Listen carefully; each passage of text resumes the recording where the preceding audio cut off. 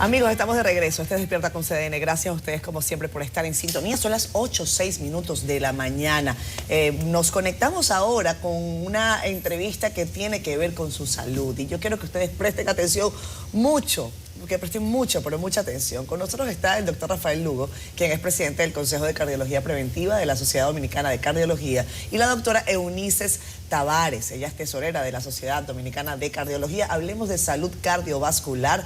Esto es un tema recurrente, pero necesario, muy necesario. Buenos días, doctores. Gracias por estar aquí. Buenos días, Catherine. Gracias a nombre de la Sociedad Dominicana de Cardiología por darnos la oportunidad de llevar estos temas a toda la población que son tan importantes para preservar la salud. Normalmente se habla de salud cardiovascular cuando llega el mes del corazón, cuando hay alguna noticia que impacta de una manera importante en la audiencia. Bueno, no sé, el tema del COVID, pero ¿cuál es la principal preocupación de la Sociedad Dominicana de Cardiología en este momento? ¿Qué están viendo ustedes en consulta que consideran que debe ser clave para evaluar? Hace 2 días se celebró el Día Mundial de la Diabetes porque se conmemora ese día porque ese día se descubrió la insulina y eso ha salvado millones de vidas. El mes de septiembre se dedica íntegramente a la salud cardiovascular porque es el Día Mundial del Corazón. Pero como hemos dicho en reiteradas oportunidades, la gente piensa que la primera causa de muerte es el cáncer, porque desgraciadamente cuando un paciente tiene un cáncer avanzado se ve deteriorado, se ve muy enfermo. En cambio, las personas que tienen un problema cardiovascular se ven exactamente como nosotros que estamos aquí sentados. Totalmente normal. Para atacar ese problema, ya que las enfermedades cardiovasculares son aproximadamente 18 millones de muertes al año en el mundo, comparada con 9.5 millones que son las muertes debidas a cáncer, se ha desarrollado 2 iniciativas, una americana pragmática que se llama Los 8 Esenciales de la Salud y una española que se llama el programa Pactos por tu Corazón, para hacer más manejable la información, es decir, hacer algo complejo, sencillo. ¿En qué consisten los 8 esenciales de la salud? Bueno, en 8 puntos que tienen 4 que dependen del paciente y 4 que dependen de la interacción del médico con el paciente. Voy a darle la palabra a mi compañera, la doctora Eunices Tavares, para que hable de esos puntos. Bueno, agradecida de estar aquí y tener una teleaudiencia tan efectiva como esta. Gracias. Este es un mensaje principal de la Sociedad Dominicana de Cardiología y creo que para toda la República Dominicana. Y lo principal de las enfermedades cardiovasculares es que pueden ser prevenibles. Y creo que ese es el punto principal por el que estamos aquí hoy. Son enfermedades prevenibles que causan hasta un 80% de muertes prematuras a nivel mundial. Y no es la excepción la República Dominicana, donde la principal causa de muerte sigue siendo enfermedad cardiovascular. Ya como dijo mi colega y amigo aquí, el doctor Rafael Lugo, la Sociedad Americana del Corazón estableció lo que son esos 8 pasos esenciales para la prevención cardiovascular, donde hay 4 que van a depender, como quien dice, puramente del paciente, que ahí está la exposición a nicotinas o sustancias ilícitas, como que debemos incluir ahí también, el sueño, que fue uno de los puntos que se incluyó en la última actualización, está la dieta y la actividad física.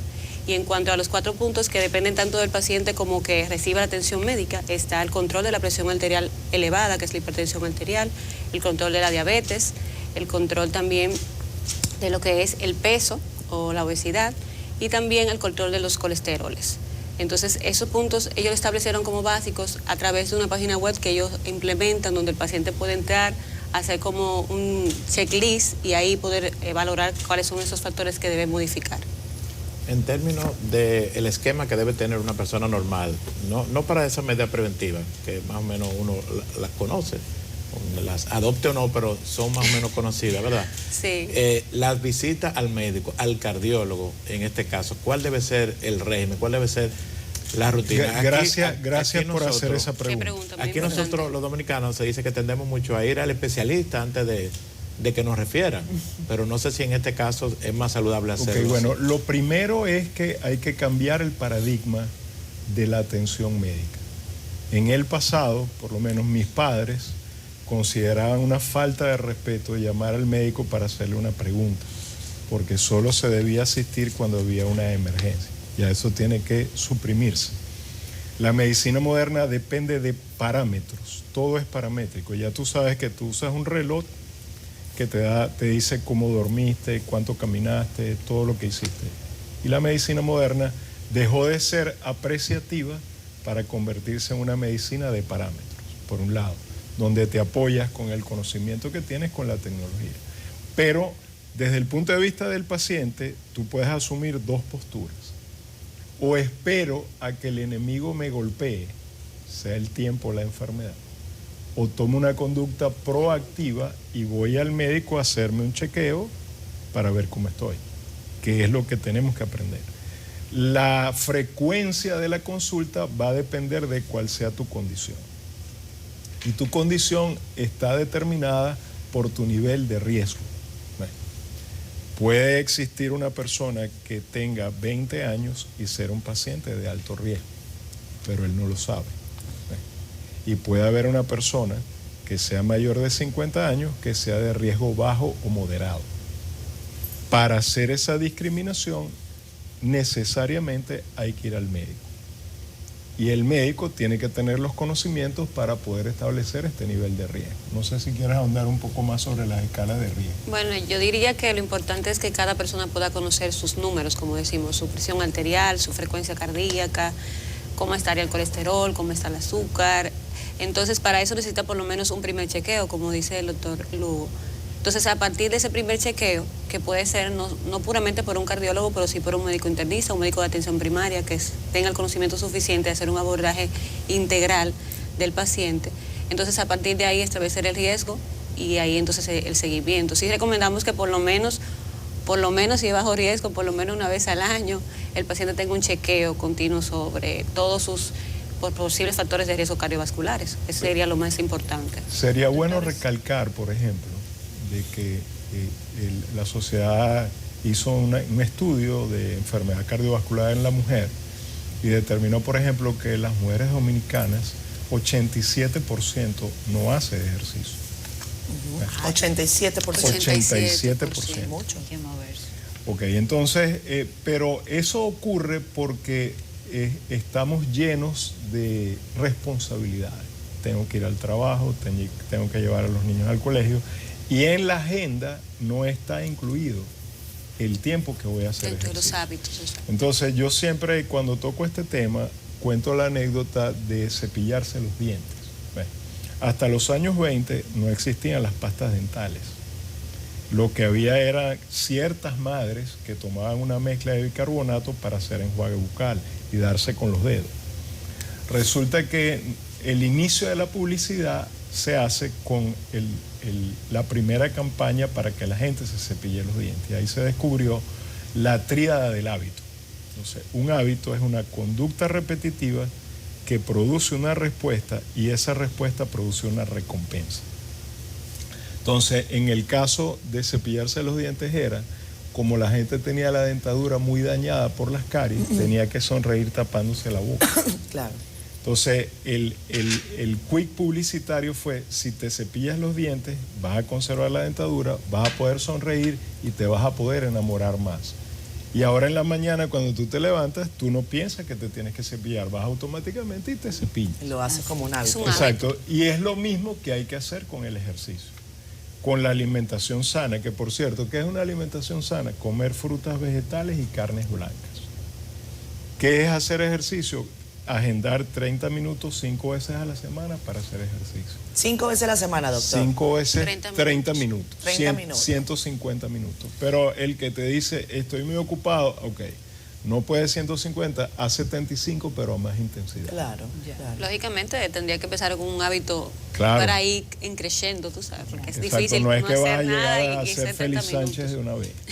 ¿no? Doctores, hay la percepción, y me gustaría confirmarlo con ustedes, de que ahora hay más infartos en personas de temprana edad, o sea, los jóvenes.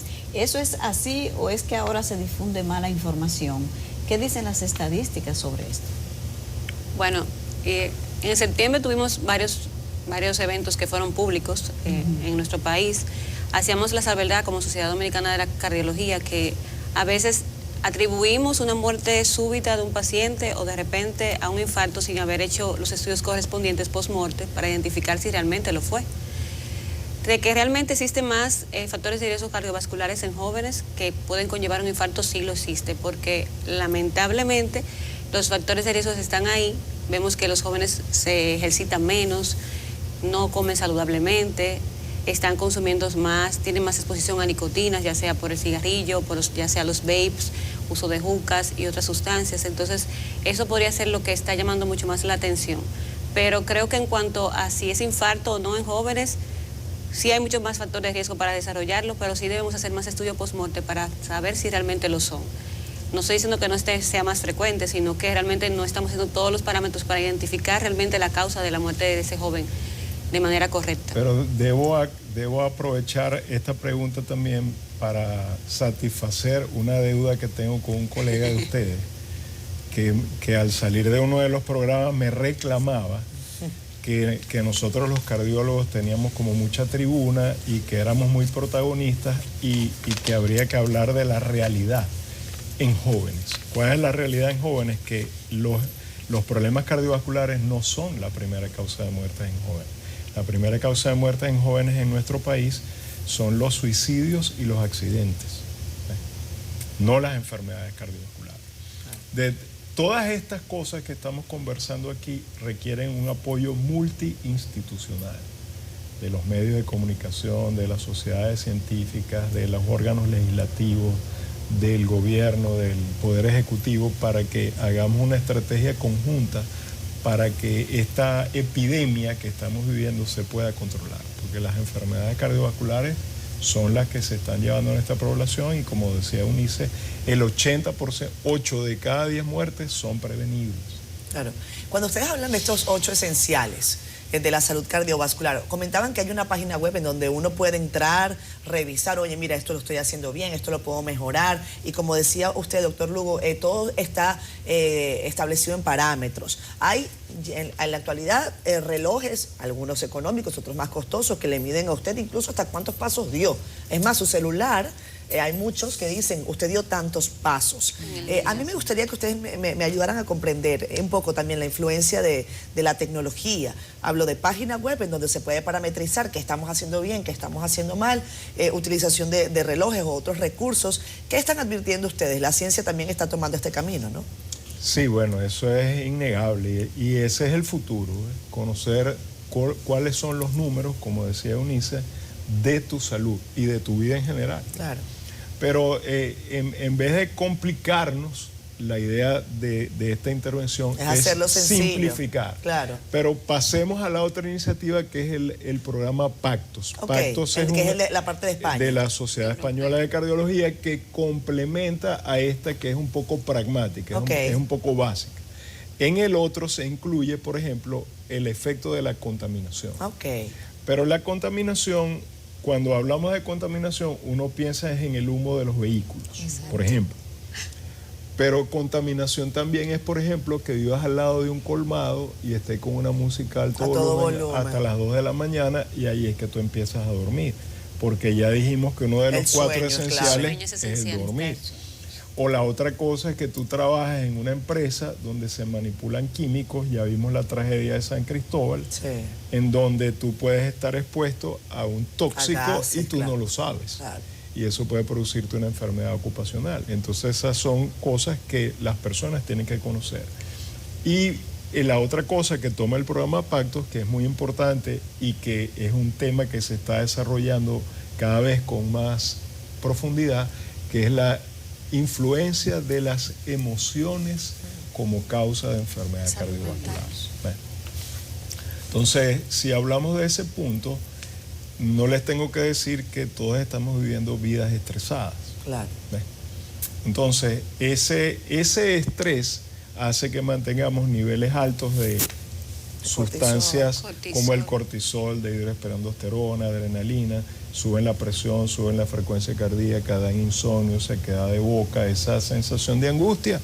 Claro. Es la manifestación en el cuerpo de tener una vida estresada, o con periodos de tristeza e ira porque estás en el trabajo y te llevas mal con uno de tus compañeros, etcétera. Eso a la larga te va a hacer hipertenso, diabético, obeso, etcétera. Incluso puede ocasionar una muerte precoz. Y eso es algo que no estamos tomando en cuenta porque cuando se ha discutido en ciertos puntos, las instituciones médicas dicen que nosotros no somos una institución religiosa para vigilar la moral, pero es importante que bajemos los niveles de agresividad. Esa es la sabiduría popular que dice, voy a dejar caso. esto porque me voy a enfermar. Voy Esa sabiduría popular, Sí, yo voy a eso dejar es esto así. porque me voy a enfermar. Eso es así. Y creo que otro punto importante a tomar en cuenta, que va muy asociado al problema de los jóvenes hoy en día, es el uso deliberado y de tiempo prolongado de pantallas. Está confirmado que el uso de pantallas por tiempo prolongado hace que el sueño sea mucho menor. Además, también ayuda a liberar sustancias que van a mantener a la persona todo el tiempo como si estuviera en estado de alerta. Inclusive, esa luz como azulada que tienen las pantallas hacen que el sueño desaparezca. La recomendación es no usarlo ni que sea por lo menos 2 a 3 horas antes de dormir. Y ustedes saben que últimamente los jóvenes, probablemente muchos adultos, duermen con el celular al lado hasta que quedan totalmente rendidos. Es un factor de riesgo importante que está afectando no solamente la salud cardiovascular, yo diría también la salud mental, que es un factor también de riesgo que incide en la salud cardiovascular. Yo no sé si la gente está acudiendo más al cardiólogo, pero hay un aparente indicativo de eso. Ustedes me pueden sacar de la duda. Ahora, los famosos mapas, que antes era como una novedad, como algo extraño, ahora como que uno lo ve con frecuencia. O sea, la gente acudiendo a su trabajo con su holder, ¿es que se llama? Hay mapas y Sí, holters. holter. Exacto. El holter es para evaluar los latidos cardíacos y el mapa para evaluar la presión. Bueno, pero arterial. eso como que se ve con bastante frecuencia ahora. No Se sé si ve es con una bastante percepción. frecuencia porque no podemos, con una toma aislada de presión, condenarte para siempre a decirte que eres hipertenso. Entonces, la presión arterial podemos medirlas de 3 maneras. La que te mide el doctor en el consultorio, la que te hace el mapa, que te lo pones por 24 horas, y la toma casera de la presión arterial. De las 3, la que se ha visto que se adapta más a la realidad del paciente es la que el paciente se mide él mismo en la casa, con un aparato validado, no con cualquier aparato, para medir la presión arterial. En segundo lugar, el mapa, porque no interviene el paciente ni interviene el doctor. Y en último lugar, la medición del doctor. Entonces, con los 3 elementos se hace un estudio estadístico con múltiples muestras. Vamos a suponer, te hiciste el mapa y el mapa te tomó la presión 50 veces. Son 50 tomas. Y en base a esa información multiparamétrica, te decimos si eres o no eres hipertenso y en qué nivel de hipertensión te encuentras. Doctores. Yo diría que también los del uso más frecuente del mapa es justamente también asociado a lo que mencionaba usted, que por ejemplo la gente está buscando más atención. Creo que cuando pasan esos infartos en gente joven, no sé si te pasó, pero pasa que empieza a aumentar la consulta porque la gente empieza a preocuparse. Sí. Y ahí es donde uno quiere llamar la atención, medicina preventiva. O sea, es mejor prevenir que tratar.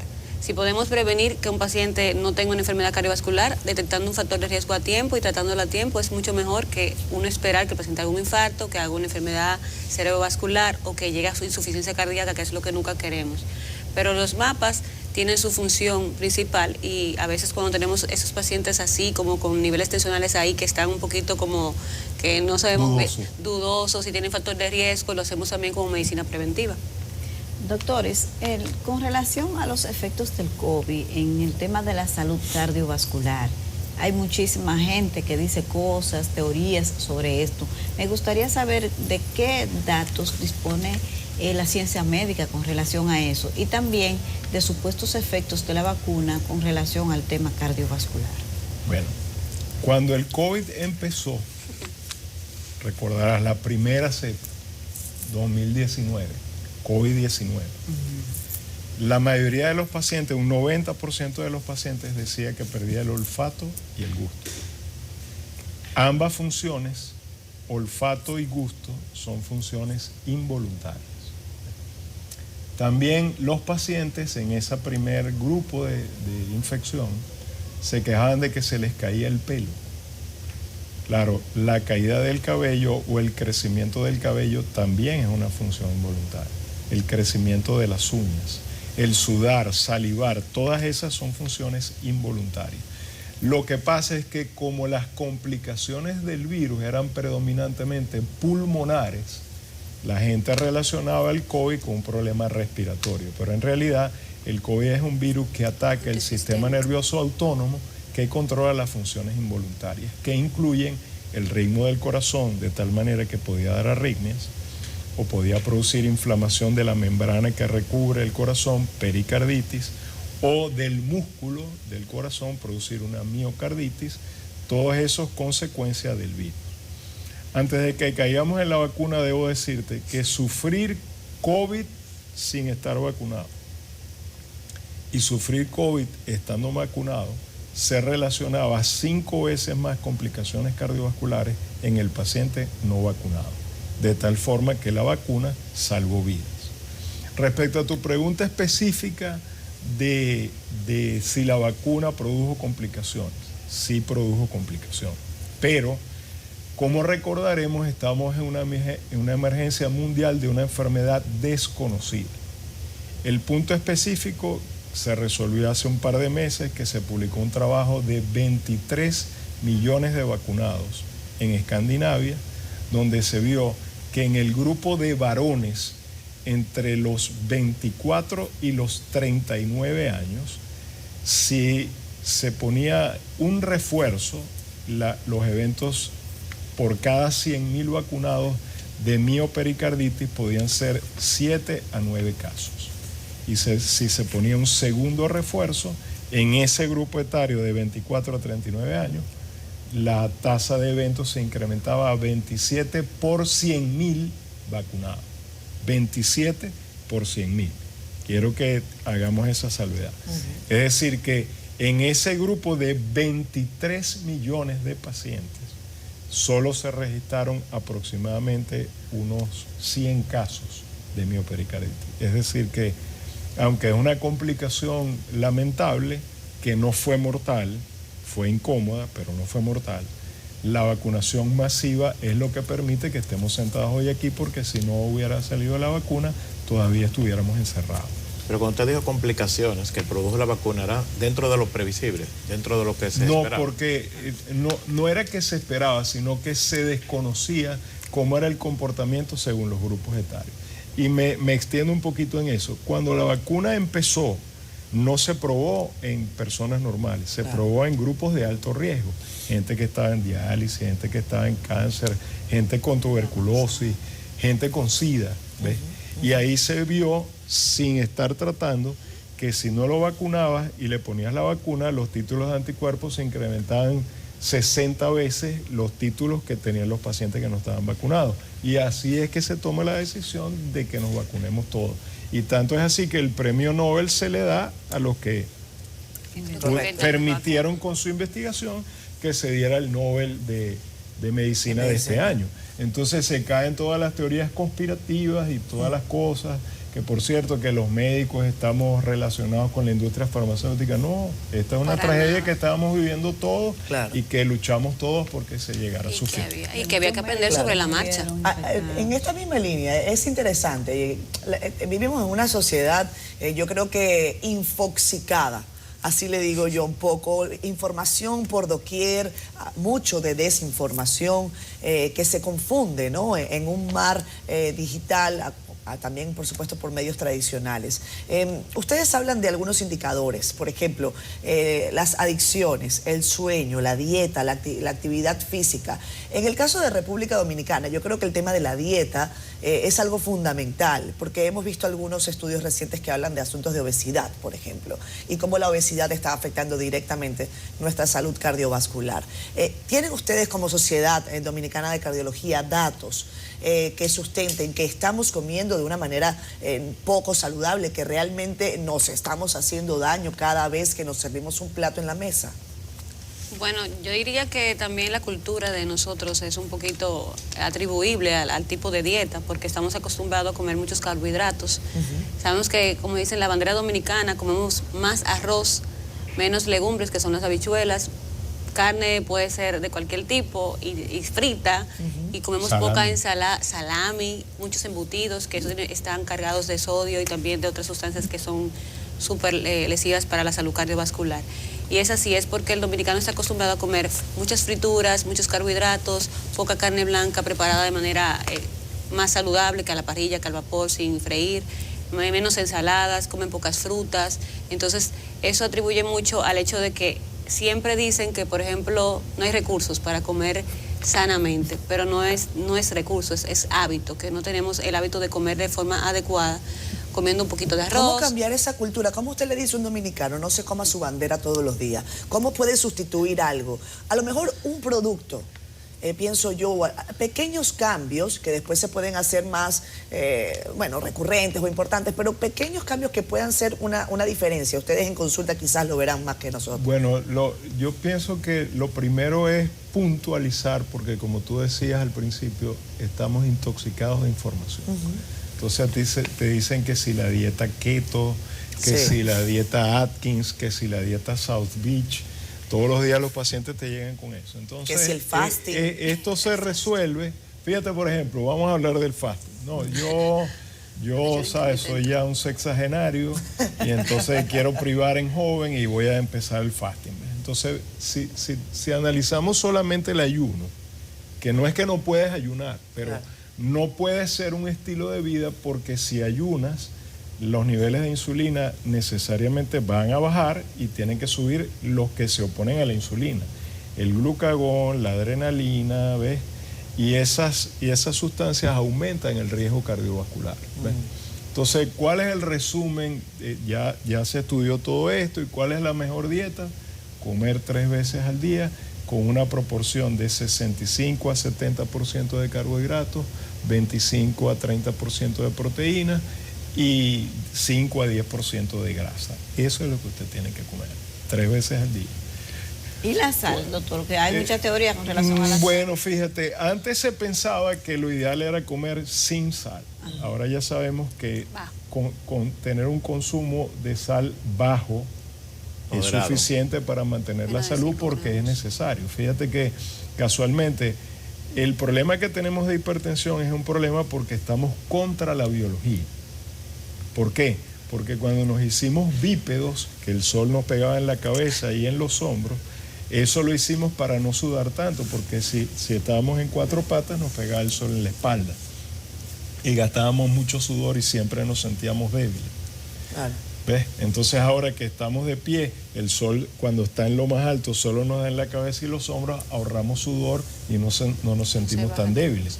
Pero como ahora tenemos carro, abrimos la nevera y está la nevera llena de lo que tú quieras, y si caen unas goticas de agua, hacemos un sancocho y nadie sale para la calle y estamos arropados con frío. Y un chocolatico. Exacto, pero si llueve, entonces no haces ejercicio, comes más, claro, comiendo puro dulce. Pasa más tiempo en el teléfono. Entonces, esos son los detalles.